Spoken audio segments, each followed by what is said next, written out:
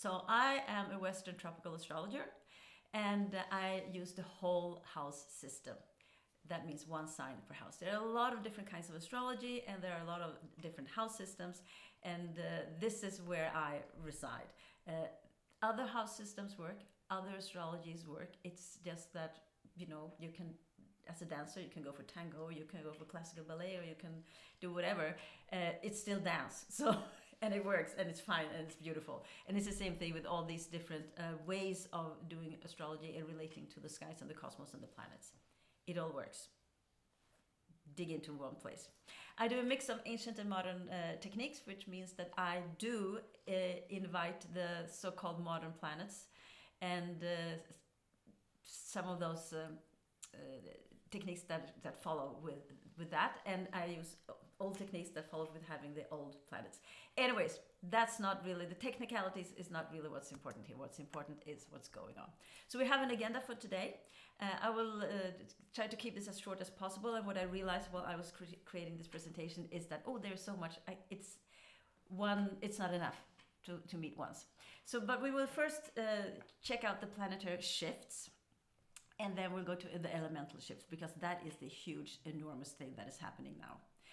Then we're going to look at the beginning of the year 2025 and the three major movements that happens in the beginning, within the first 6 months. We're also going to take a small look at the retrogrades, and I will have a Black Friday offer. This is the first time in my life that I do something like that, but it came to me. It really was like a download, like, do this. So if you say so, I'll do it. There will be another presentation of the upcoming insights into Pluto in Aquarius, and I will give you that on Monday. So you will get information about that by the end of this presentation. So let's dive in. All planets shift signs in 2025. And when I say all planets, I mean all the outer planets, those that really create the vibe and the atmosphere around the times. And they are all moving. And this is like this, from what I've heard also from other astrologers, that this is such a big thing. It might be the biggest shift ever in human history when it comes to planetary shifts. Pluto moved already into Aquarius on November 19th. It dipped into Aquarius, and then it moved back in 2023. And that was just a couple of days ago. Personally, I am very happy about that, because it has been such a challenge. The last 10 weeks, I think most people have felt this strong pull of Pluto being in the last degree of Capricorn. And it moved into Capricorn 2008. And we all know what happened then. That was the financial breakdown. Because Pluto breaks down things. It tears them apart to dig up, and what needs to be dug up, secrets, all kinds of things that needs to change, and then turns into the phoenix and rise into the skies. So that is what we have been going through, and I think that we're moving into the rising up into the skies version of Pluto. That doesn't mean that it's going to be like super easy in the beginning. It's like, oh no, we had like 14 difficult years, and now it's going to be like all like farting rainbows. No, I don't think so. But it's really moving. It's taken what has been broken down, because we have all seen that the old structures have been crumbling, needed to crumble, and we'll see what that will turn into. And it really is all up to us. How are we going to use this energy? It's up to us. It's up to you and me. Neptune dips into Aries on March 30th. And it also goes retrograde in October. I'll mention that later on. So Neptune has been, I don't remember how many years, but it's even longer than Pluto has been in Capricorn. Neptune is at home in Pisces, where it has been residing. It's there right now at the end. And it's when it goes in, and then it goes back a little to Pisces, but it will step into Aries for 33 years. That is a long time in a fire element. The next planet is Saturn. It's like, it's only 3 years that it's going to stay in Aries, but moving together with Neptune is a big deal. I'll talk more about that later on. Jupiter goes into Cancer. That's like the fast runner here. It's only going to stay there for a year, but it's a move, it's a shift, and Jupiter is the biggest planet we have in our solar system. It takes up a lot of space and has a very expansive energy. So when it goes into a place or moves, we can feel that shift. I'm sorry. Perhaps I should have a little thing here in my mouth. And then we have Uranus that is moving into Gemini, which is an air sign. And it will stay there for 7 years. As you see, there's this R thing, that all those R's means that it's going retrograde, going back. But what is also happening is that the nodes, those that create the eclipses, will move at the same time. So this is all happening in the first half of the year. It's like, what? So it's good to be prepared. It's good to be mentally, emotionally, spiritually, physically prepared for this, because everything's going to change.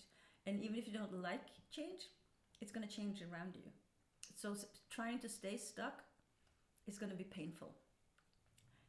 Finding ways to move with these tides will help out. The most pivotal thing here is the shift of the elements, because we're moving from earth and water into fire and air, and this is a huge thing. Saturn and Jupiter had a grand conjunction in air in 2020. We all know that 2020 was an important year, but this was like in the end of 2020.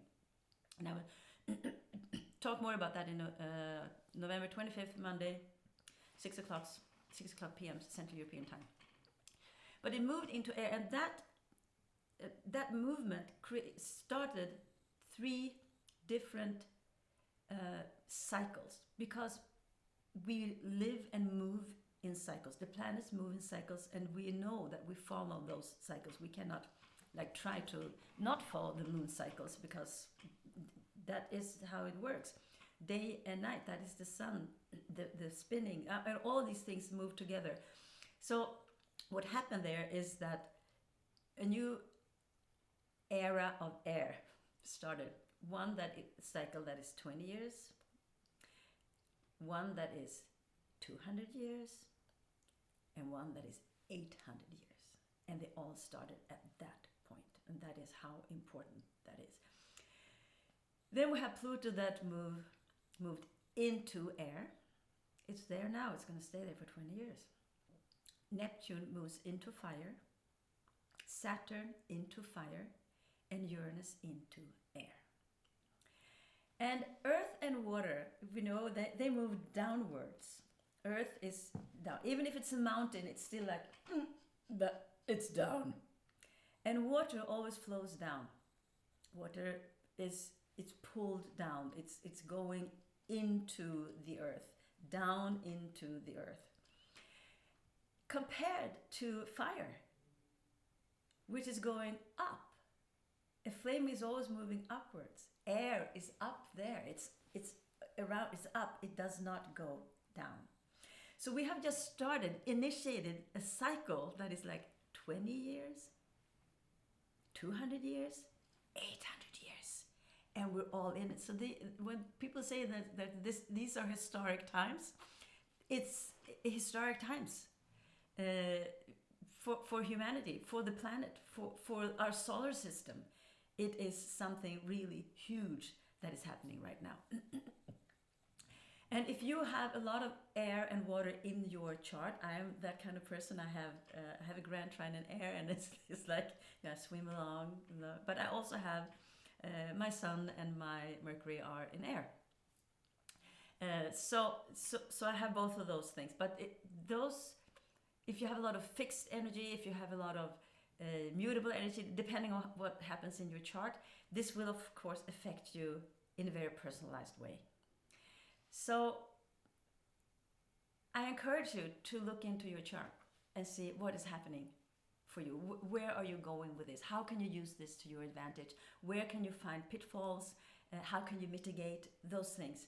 Because that will make it easier. I talk from my own experience of having looked into and worked with my chart very intimately for 5 years. So this is, now whenever we know that this is happening, looking into it, dealing with it, embracing it will be really, really helpful.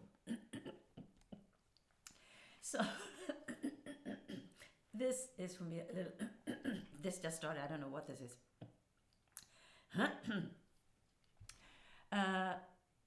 I was invited to a lecture last week, or if it was the week before, just recently, and it was so interesting because he was talking about solar energy, or they were talking about solar energy.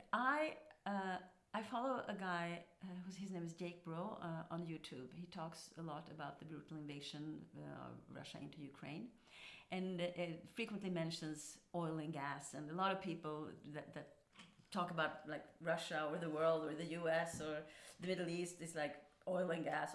And I have been saying for a long time, even before I started studying astrology, that because of what's happening with the climate and everything, and how we look at that oil and gas is on its way out. So the focus here, and every time he talks about it, I was like, Jake, no, we're going in another direction. It's out. We're not going there. And then when I started to look into the astrology, it was like, yeah. And when I realized what was happening with Pluto, it was like, oh my God, of course, stop talking. We're going in another direction. It's going to be about innovations that we don't even can't perceive as it is. And so they were talking about solar energy and how cheap it is and how easy it is and how far we have come when it comes to the involvement of solar panels and all of those things. And I leaned over to my friend and said, this is so Pluto in Aquarius, it's ridiculous. It's like, my gosh. So this is really where we're going.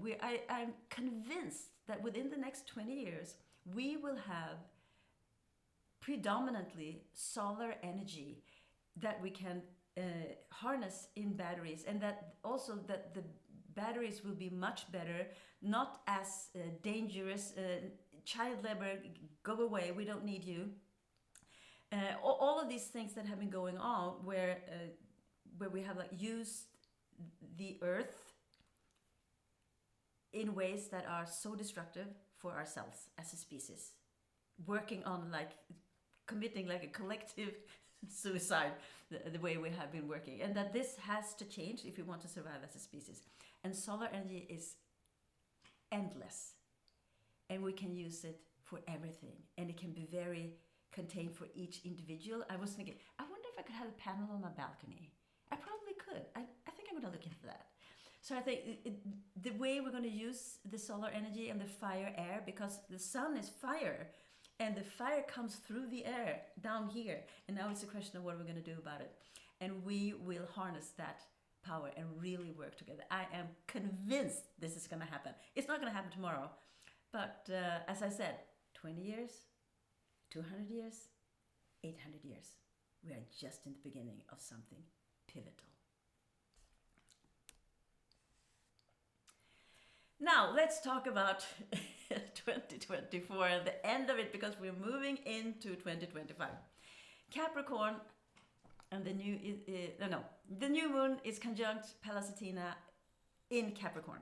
That means that the sun and the moon are together in Capricorn, together with Pallas Athena. If you did not watch my presentation of the asteroids and the female archetypes, please do. I don't have a link for it here, but I will start to talk much more about the female archetypes in general, because we need them.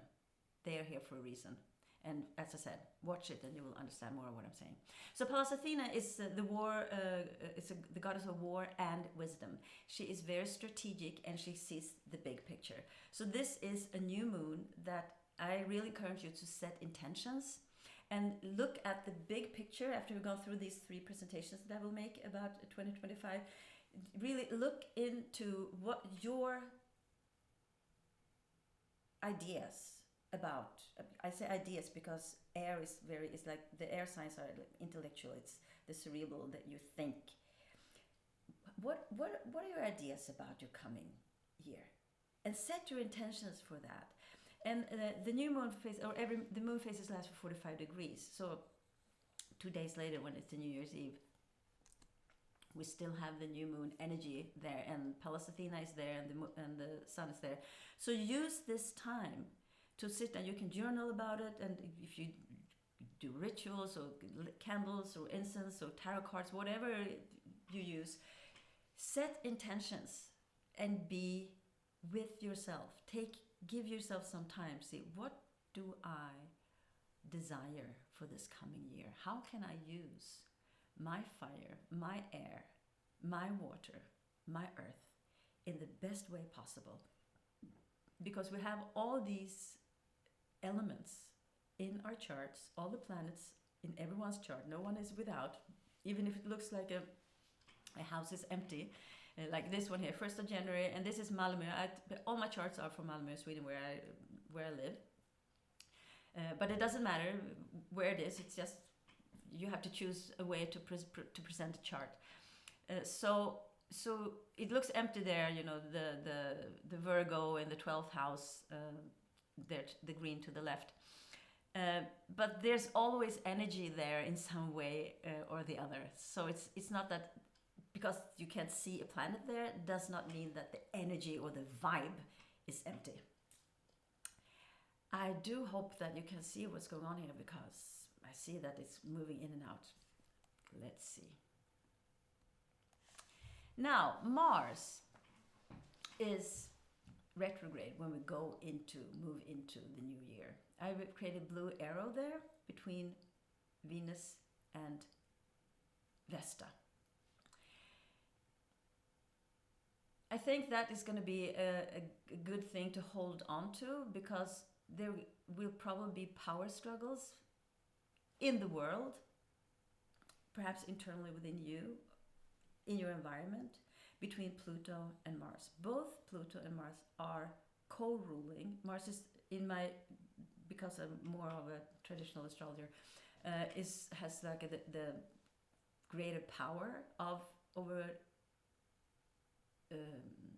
Scorpio, but they are both co-ruling Scorpio, and they're creating an exact point that is pointing towards Vesta. Vesta is about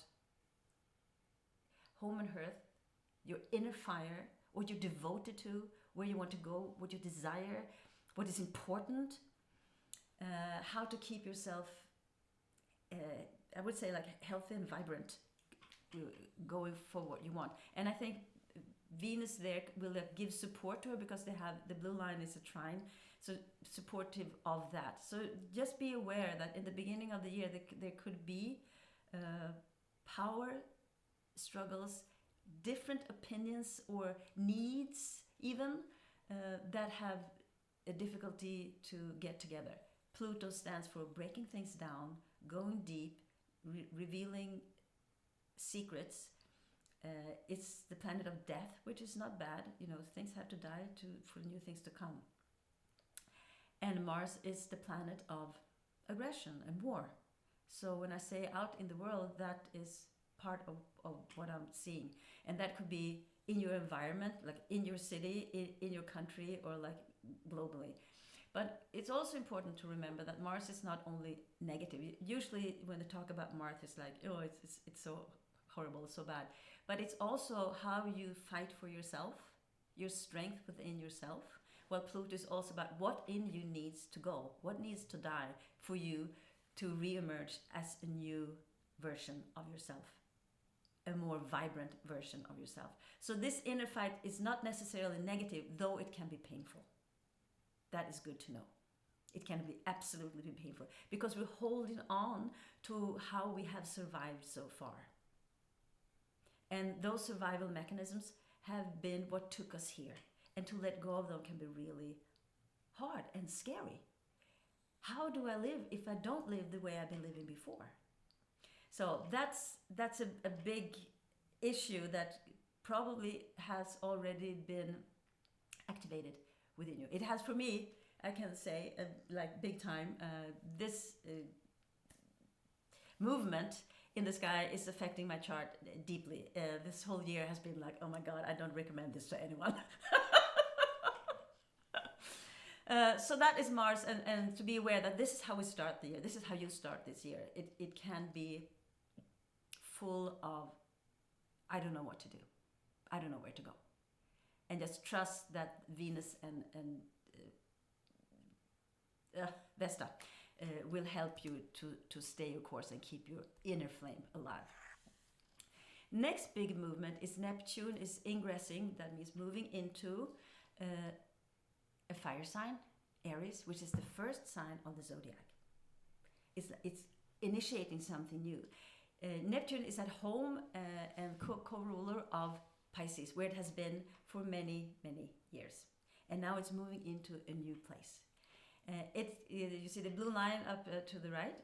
That is a sextile. And a sextile it's a positive, encouraging way that they are talking to each other, but it will not go by itself. Things have to be done here. So Pluto and Neptune are now having this positive, encouraging aspect in air and fire. I told you, like the flames move upward and the fire is encouraged by air. So that is an important movement. Then we have another important move which is Saturn. And Saturn does the same movement from Pisces into Aries. Gets the same sextile is going on here, so there's like a positive thing that you can move about with this, get things going. The only thing with Saturn is that Saturn is the planet of restriction and borders and fear and here but no more. And it's the same thing as with Mars. It's like Saturn is talked about as like one of the malefics. But the thing is that without borders, without like having boundaries, we can't survive. Saturn is like the bones in the body. It stands for the skin in the body. It's like, without skin, what are we? These are blobs. So Saturn is really important, and also we need the walls. I live in Sweden. It's cold. I need walls, otherwise I will freeze to death. So seeing both energies of Neptune, the sea, the god of the sea, of boundlessness, of inspiration and art and visions, and perhaps also like a not so healthy relationship to drugs, alcohol, getting into other worlds. Well, Saturn is like, no, we're gonna stay the course. We're gonna do this. It's gonna be like this. So this could also be a clash. So before I was talking about the clash between Mars and Pluto that go in different directions, and here they're coming into the same place. And because it is Aries is like the ram going this way, and like, it's me, go. So that could be difficult.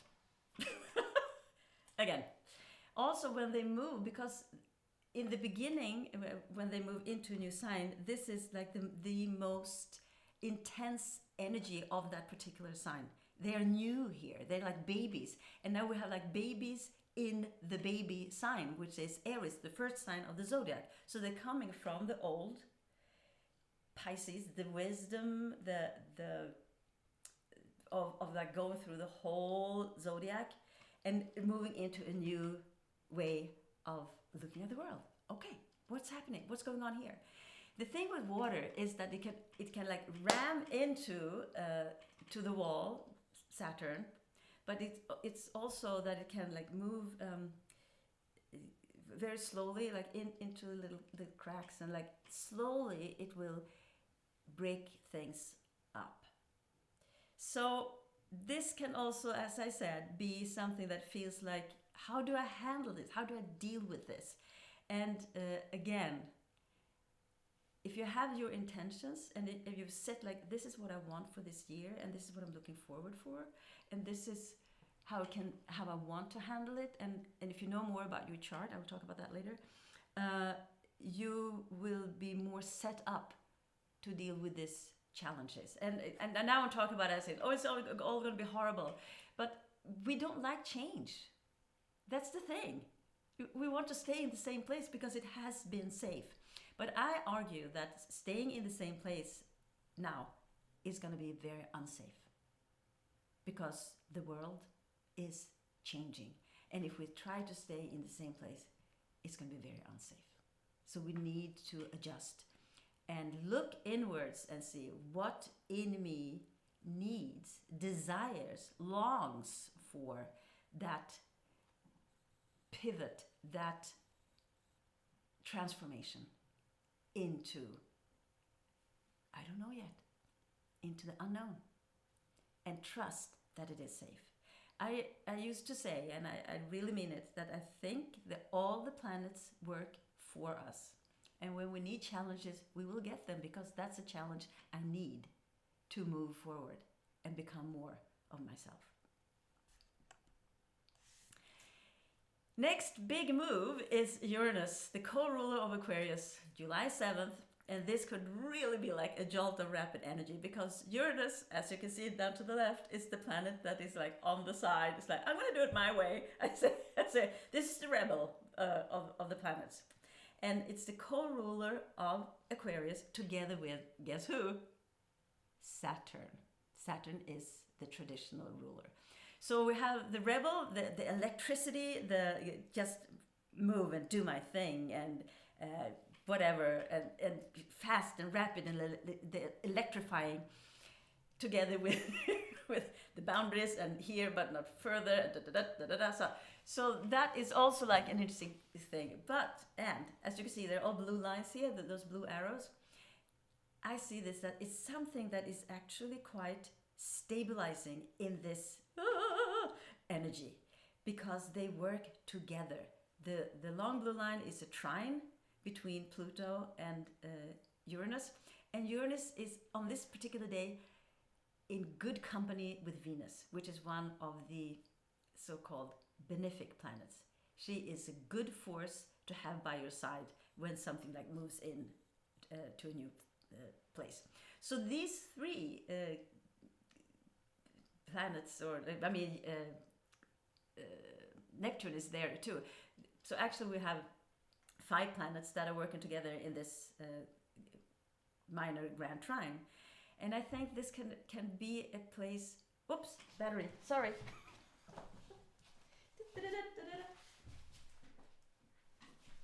I'm still here. Here we go.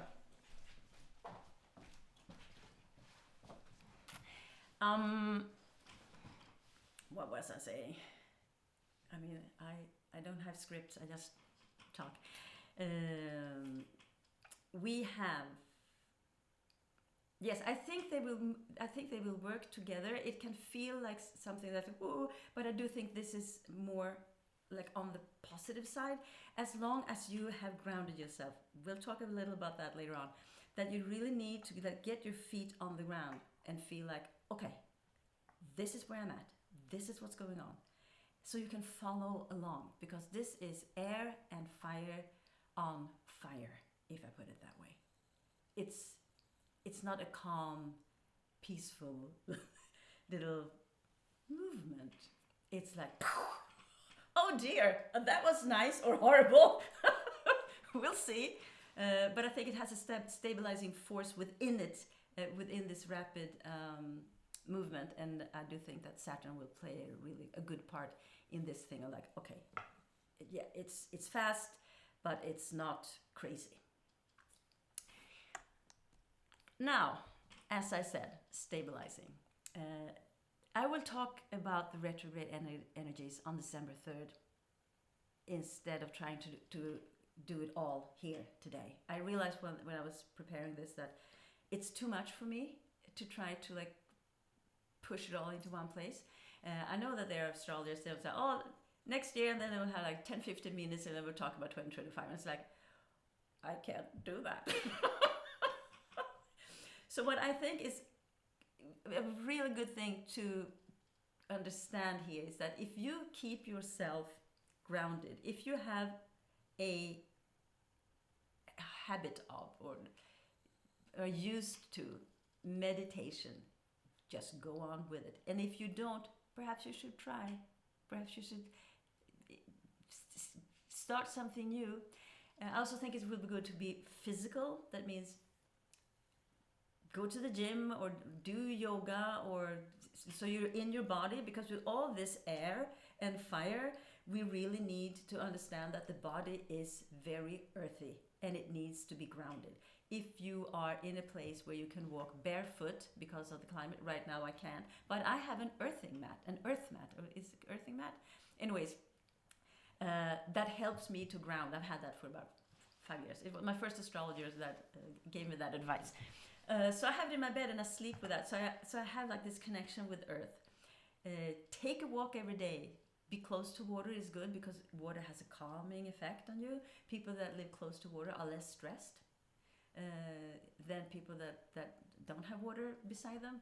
If you live in the mountains and you're up, close to trees, hug a tree. Or if you live in a city, touch a tree. It's very grounding, and I think I'm convinced we will need that coming up. And with the retrograde energies, those invite to rethink, redo, reconsider, reorganize, reinvent yourself. Mars, as I said in the beginning, Mars goes retrograde in fire on December 7th. And then it moves into Cancer, which is water. So it goes from Leo to Cancer. And when it goes direct again, it is in Cancer on February 25th. So you have this movement of going from fire into water. Two different energies, different ways of dealing with life. So that's interesting in itself. Then we have Venus, she's going retrograde too, in fire, March 2nd. So it's only like a week. So we have this movement, and then March 2nd, April 13th, from Aries into Pisces, water. So from fire into water. So that is the second planet that is doing that. Then we have Mercury. Mercury goes retrograde 3 to 4 times in fire. March 15th to April 7th, from Aries into Pisces, water. July, it stays in fire. August 11th, it moves direct again, still in Leo. And November 9th, it's in Sagittarius. It will move into Scorpio and go direct on November 29th in water. So what does this mean with all these water, going back into water? I'm ahead of myself. I also want to say that Neptune dips into Aries and it will go retrograde and back into Pisces in October. Saturn moves into Aries and goes back into Pisces in September. Jupiter is in Cancer and will stay in Cancer, which is a water sign when it goes retrograde. And then we have Uranus that is in Gemini, and it will retrograde into Taurus, which is, it's green, right? It looks blue from here. Yeah, it's an earth sign. The nodes, they have their eclipses in March and September. Because in Swedish, we spell Mars and Mars the same way. So I mix that up when I do English. I always mix it up. As I say, I mixed it up here. I can see it now. Anyways, and one of the signs is Pisces. So what is this? It is, as far as I see it, the end of something and the beginning of something else. So the end of the zodiac is Pisces. What is ending? What is happening? Because all these planets are moving into Pisces. And what happens at the end of your Piscean house? I have my moon there, which is a strong force because I also have a nocturnal chart, which means that the moon, in many ways, plays an even more important part than the sun in my chart. So for me, it's going to be like, I'm just like, oh dear. Something is finishing off. And I can feel, I felt it. That, as I said, these years have been so evident that I'm moving into a new direction with myself. New ways of being. So I think this is really going to be, for all of us that have important parts here, planets, crucial points in Pisces. It's a question of ending something and what is coming. What do I want to begin? I'm back with your intentions. What do you want to ignite? Where are you going? What are you dreaming of? Those things. And if you don't know about what your chart looks like, I have an offer. But what I also want to say that it's not only about Pisces, because I have a grand trine, which means that I have important points at the end of all the water signs. I have 4 planets and 2 points that creates that are affected very intensely by all these retrograde movements that are going back and forth and back and forth and back and forth all over the place. So my whole chart, everything is shook by this when it comes to my trine. In my case, I think it's going to be a positive, perhaps a little easier, but still it's like uprooting in a way while moving into something new. So what is my offer? I don't do one-off readings. I've had that myself, and I felt abandoned. Those that have been with me before know that I've been talking about this. We do astrology differently, and I have been a coach and a therapist for 30 years, and process is my thing. When you go into your chart for the first time, it's like, oh. And then you say goodbye to your astrologer, and you have that, and perhaps you have a recording and a couple of images, but you really don't know what to do with it. And it does become shelf help. You put it up there, and you don't know what to do with it. You don't know how to handle it. Even if you have a yearly reading, it's what? How do I understand what's going on here? Whom do I ask? Nobody. So I have a three session process with homework in between, over a month, that at the current price is $9.97 US. On Monday through Thursday next week, the Black Friday week, I will give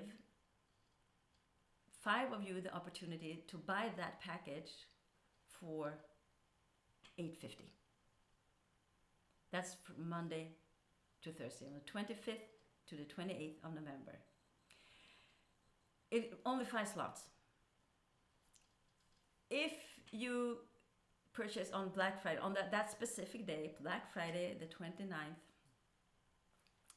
I will raise it to $900.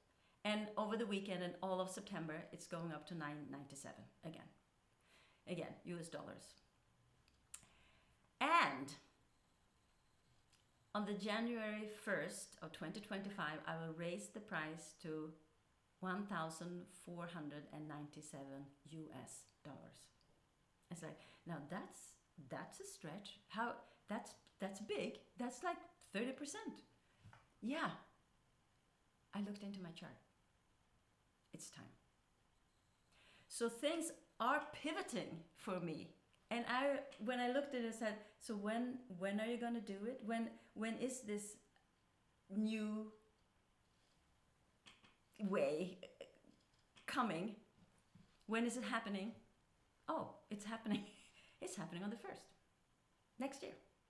So if you want to grab the $8.50 price, you have a few days, and 5 people will be able to do this. book a call with me. The weekend is open. I usually never have weekends open for calls, but book a call with me and we can talk about it. And when we talk about it, we will see if we're a good fit, if this is a good fit for you, if it's the right thing.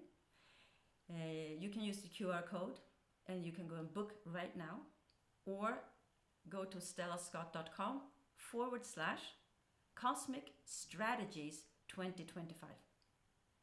stellascott.com/Cosmic Strategies 2025. All in one.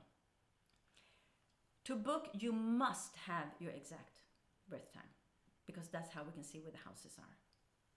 So this is my offer for Black Friday. First time ever that I created a Black Friday offer. And I hope that you will book to get more understanding of what is going on in your chart, and how will these retrogrades affect you? How will all these planets moving into what is finally coming to a halt? Pisces. And where are you moving into something new? Aries. It's happening to all of us. No one, even if you don't have planets there, it's still moving into that energy and then back into something new. How do you want to get this new life of yours? Like, how do you want to start it? How do you want to use those energies? It's going to go on all 2025. And then when these planets move in to actually settle down for good in 2026. So this is for you to plan and see, how can I use this to my benefit, to my very, very benefit. All right. Last thing. On Monday, Pluto 2025 and beyond. Monday, November 25th at 6 p.m. I think this time is going to be right. And I think what happened before when the timing was off is something about how they switch because of when we switch times here, summertime, wintertime. I just stop it. It's the same thing everywhere. Always somewhere something goes awry. So to click or attend. If you want to just go to it, you can use the QR code and you will get to LinkedIn and click attend. stellascott.com/Pluto 2025.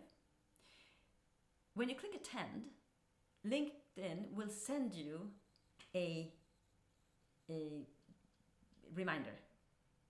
And if you can't be there live, you can just click the reminder and you will get to record the recording right away. That's the same thing. Whenever I post something, they say, oh, it's going to be a live send. Click attend every time, because that way you will be able to click and just get right to the recording if you cannot attend live. And you might not want to attend live. You might be like sleeping. It's like not your thing, but it will be just so much easier. And also, of course, it's nice just to see that people are interested, that someone is coming. My first, I don't know how many, it has like 0 interest. Nobody was there. They're still the recordings are still there. You can still see them. But just click attend, and then you will have the possibility to see, take care of it later on. And I really advise you to look into that, because Pluto it's fascinating what happens when air signs are strong in the air. So book your call. Use this QR code, stellascott.com/Cosmic Strategies 2025, if you want this possibility to get this 3-session package at $850. $850. Yeah, $850 US dollars. 5 slots. That's it. And after then, it goes up to 900, and then over the weekend we're back at 997, and then next year 1497. So there's nothing wrong with you. That's what it says on my header, and I really mean that. No matter what has happened in your life before, no matter what's going on right now or will happen in 2025, 2026 and onwards, there's nothing wrong with you. There has never been anything wrong with you, and there never will be.